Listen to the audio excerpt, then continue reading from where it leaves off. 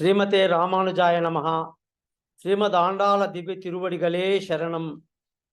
శ్రీరాముని చరితమును తెలుపెదమమ్మ, ఘనశీలవతి సీత కథ వినుడోయమ్మ.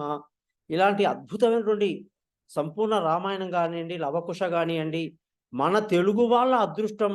బాపు రమణ లాంటి అద్భుతమైనటువంటి దర్శకత్వంలో ఇంత అద్భుతంగా సంపూర్ణ రామాయణం తిరుగులేని ప్రపంచంలోనే అటువంటి చిత్రం రాబోదు.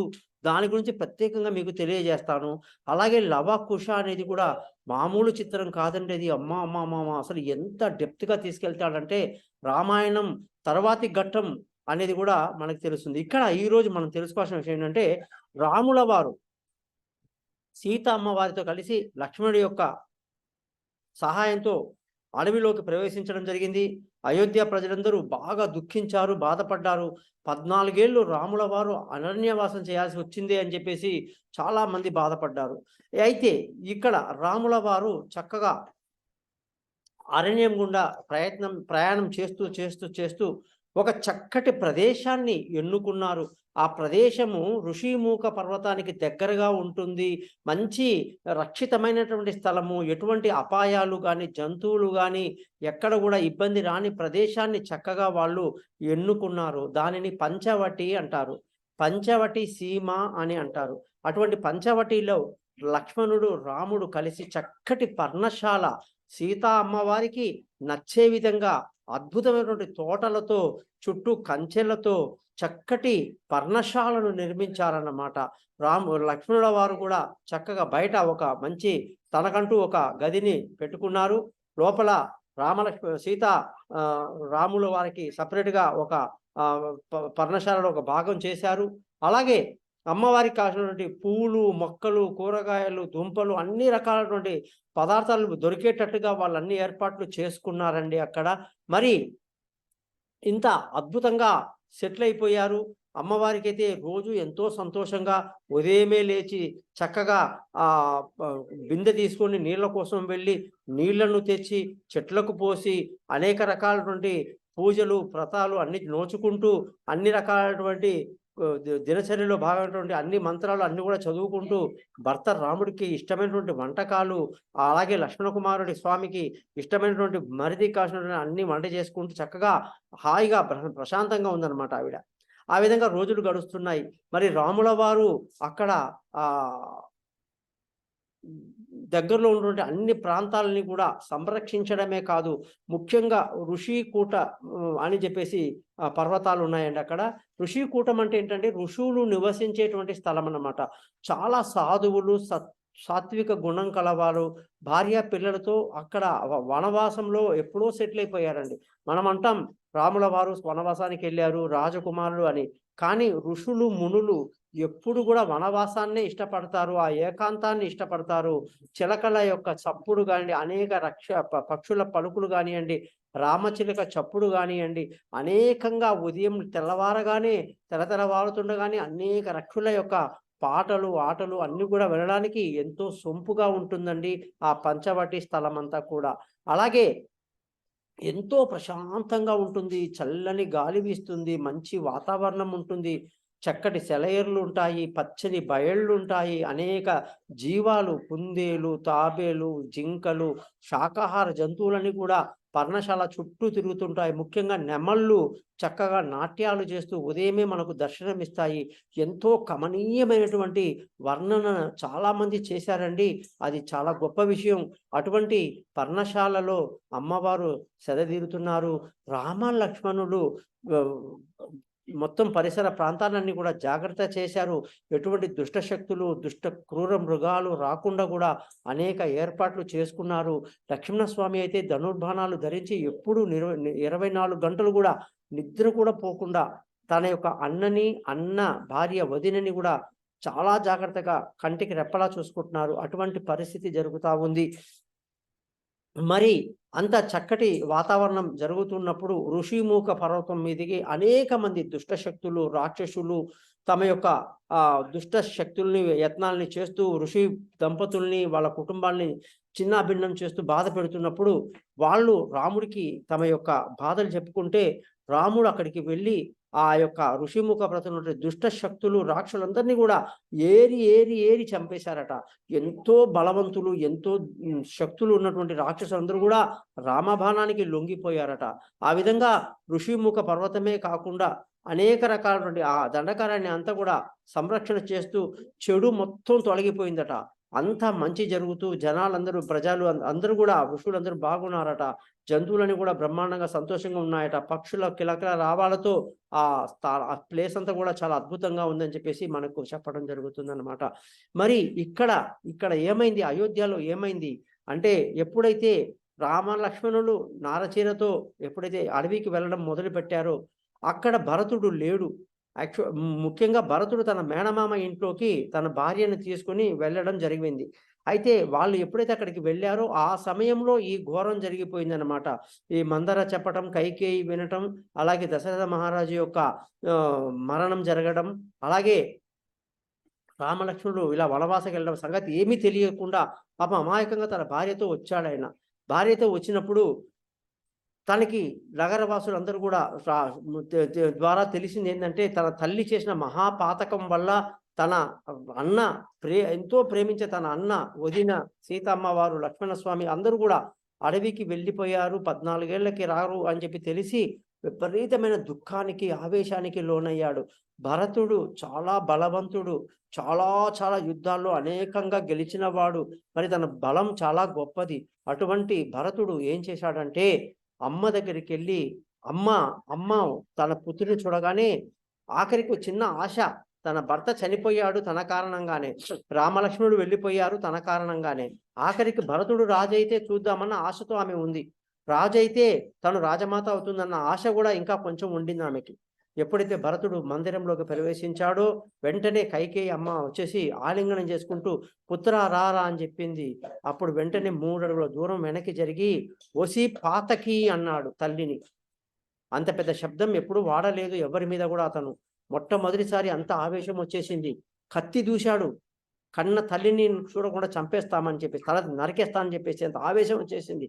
ఎంత పాపానికి ఒడిగట్టావే నువ్వు తల్లివా? నిన్ను అంత గొప్ప రాముణ్ణి, అంత ప్రజలందరూ కూడా దేవుడుగా చూసి ఆ రాముణ్ణి వనవాసానికి పంపిస్తావా? ముక్కు పచ్చలారని మా వదినని, మొన్నటికి మొన్న వచ్చిన కొత్త పెళ్లి కూతుర్ని, అలాగే లక్ష్మణ స్వామిని కూడా వాళ్ళతో పాటు వనానికి పంపించేశావు కదే. నీ కోరికల వల్ల కన్న తండ్రి మరణించాడు కదే. మరి ఇంత విధ్వంసానికి పాల్పడ్డావు.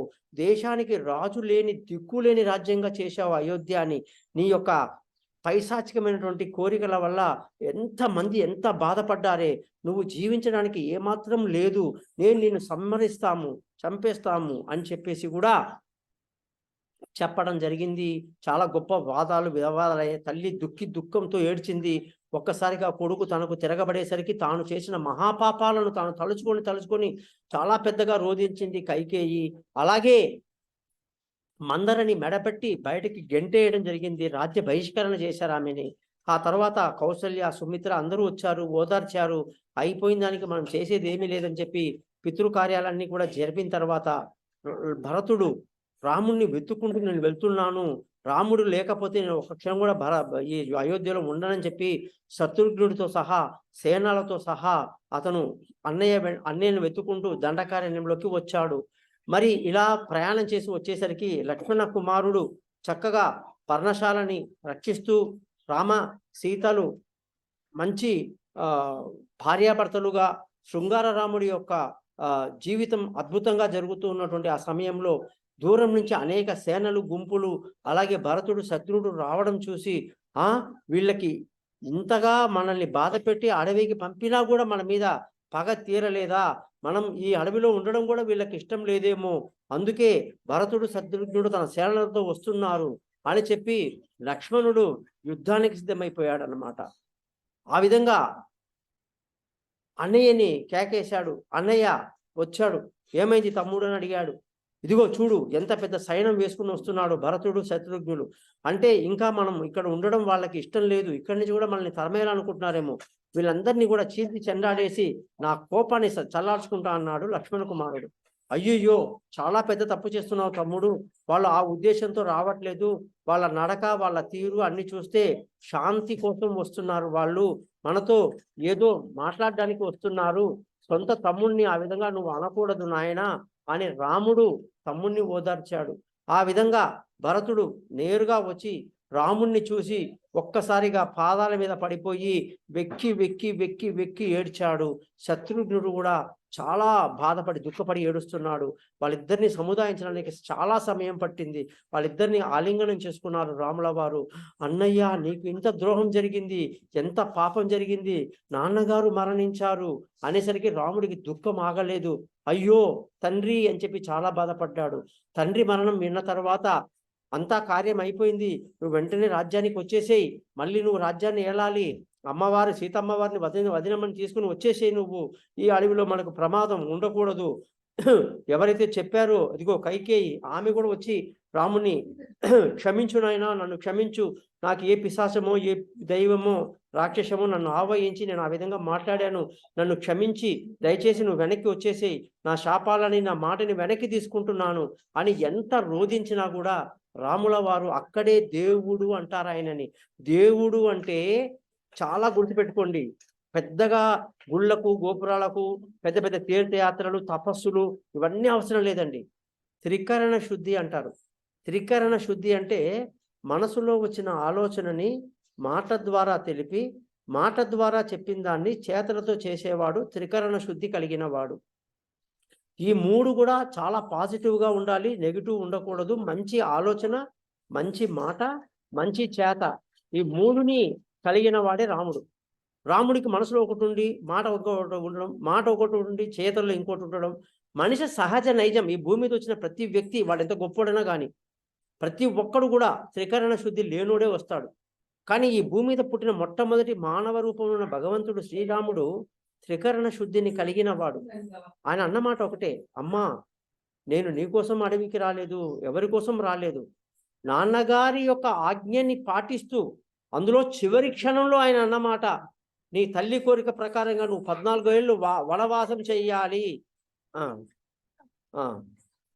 వనవాసం చెయ్యాలి అని చెప్పేసి మీరు చక్కగా 14 ఏళ్ళు వనవాసం చేయమని చెప్పేసి చెప్పటం. అలాగే కైకేయి కోరిక ప్రకారంగా, అలాగే తండ్రి ఆజ్ఞ ప్రకారంగానే వచ్చానే కానీ ఇప్పుడు తండ్రి లేడు, మళ్ళీ నన్ను తండ్రి వచ్చి నన్ను వెనక్కి రమ్మన్నా కూడా నేను రాలేని పరిస్థితి. కాబట్టి నేను ఈ వనవాసం అయిన తర్వాతనే అయోధ్యకి వస్తాను, అంతవరకు నన్ను దయచేసి ఎవ్వరూ ఇబ్బంది పెట్టొద్దని చెప్పేసి రాముల వారు చెప్పటం. అన్నమాట శిరోద్ధార్యంగా తీసుకున్న తమ్ముళ్ళందరూ శిరస్సు వంచి, అన్న ఆఖరి కోరిక, ఒక చిన్న కోరిక, ఇదిగో కొత్త పాదుకలు ఇవి తెచ్చాను, ఇవి ధరించి మీ పాత పాదుకలను మాకు ఇవ్వండి, ఈ పాత పాదుకలతో నేను సింహాసనం మీద మీ పాదుకలను పెట్టి దానికి పట్టాభిషేకం చేసి మీ తరపున నేను ప్రాతినిధ్యం వహిస్తూ రాజ్యాన్ని ఏలుతాను అని అడిగితే ఆఖరికి రాముల వారు దానికి ఒప్పుకున్నారు. తాను ధరించినటువంటి పాదుకల్ని భరతుడికి ఇచ్చారు. భరతుడి దగ్గర ఉన్నటువంటి కొత్త పాదుకల్ని ధరించారు. అలాగే భరతుడు అన్నగారి పాదుకల్ని తన యొక్క శిరస్సునందు ధరించి అన్న నామస్మరణ చేసుకుంటూ మళ్ళీ అయోధ్య వైపు వెళ్ళాడనమాట. ఆ విధంగా అయోధ్య వెళ్ళిన తర్వాత భరతుడు సింహాసనం మీద రాముల వారి యొక్క పాదుకలను పెట్టేసి రాముల వారికి పాదుక పట్టాభిషేకం చేసి, ఆ తర్వాత రాముడి యొక్క నామంతో ఈయన అక్కడ రాజ్యాన్ని ప్రాతినిధ్యం వహిస్తూ అన్న వచ్చేంత వరకు ఆ రాజ్యాన్ని కాపాడుతానని, అన్న రావాల్సిన రోజునే అన్న రావాలి, అన్న సింహాసనం అధిష్ఠించాలి, అన్న రావడం కొన్ని గడియలు లేట్ అయినా సరే నేను అగ్నికి ఆహుతిదైపోతాను అని చెప్పేసి శపథం కూడా చేసుకుంటాడు ఆయన. అందుకు అన్న కూడా సరేనైనా తప్పకుండా వస్తాను, నీకోసమే వస్తాను, నువ్వు విచారించకు, నువ్వు వెళ్ళు అని చెప్పి సముదాయించి పంపించారన్నమాట. ఆ విధంగా పాదుకా పట్టాభిషేకం అని కూడా మనం చాలా వరకు విన్నాం. మరి ఈ విధంగా రామ లక్ష్మణ జానకి మాత అందరూ కూడా పర్ణశాలలో జీవిస్తూ అనేక సాయంకాలాలు ఉదయాలు మంచి ప్రకృతి సౌందర్యాన్ని ఆస్వాదిస్తూ, అలాగే సీత అమ్మవారికి రాముల వారికి ఎంతో ప్రేమ అనురాగం ఆప్యాయత అద్భుతంగా జరిగినటువంటి ఒక అద్భుతమైనటువంటి ఒక ఘట్టం అన్నమాట. ప్రేమాయణం అనొచ్చు దాన్ని. రాముడికి, సీతకి అంత ప్రతి అవసరాన్ని ఒకరినొకరు గుర్తిస్తూ, ఒకరినొకరు ప్రేమిస్తూ, ఒకరినొకరు సహజీవనంగా చక్కగా జీవిస్తూ, ఒకరి ప్రేమ మీద ఒకరు ఉంటూ అలా జీవించడం జరిగింది. అలాగే లక్ష్మణ వారు చక్కగా అన్నని, వదిన్ని కాపాడుకుంటూ తను గూడా పర్ణశాలలో తన యొక్క సంతోషాన్ని ఉంటూ నిద్రని పూర్తిగా ఆయన మర్చిపోయారన్నమాట. ఎందుకంటే ఏ క్షణంలో ఏ క్రూర మృగం వస్తుందో, ఏ రాక్షసులొస్తారో, ఎవరు అన్న మీదకి, వదిన మీదకి దాడి చేస్తారో, వాళ్ళకి నిద్రాభంగం, వాళ్ళకి ఏకాంతానికి భంగం కలిగిస్తారో అని చెప్పేసి లక్ష్మణ కుమారుల వారు ఆ విధంగా త్యాగం చేసినటువంటి సంఘటన ఇక్కడ జరిగింది. కాబట్టి ఇప్పుడు మనం ఈ చక్కటి పర్ణశాల గురించి, పంచవటి గురించి, అలాగే ఋషిముఖ పర్వతాల గురించి చెప్పడం జరిగింది. ఇక వచ్చే ఎపిసోడ్‌లో రాముల వారి యొక్క భవిష్యత్తు ఏ విధంగా ఉండిపోతుంది అనేది తప్పకుండా తెలియజేస్తాను. అంతవరకు సెలవు. మీ గోపాల్.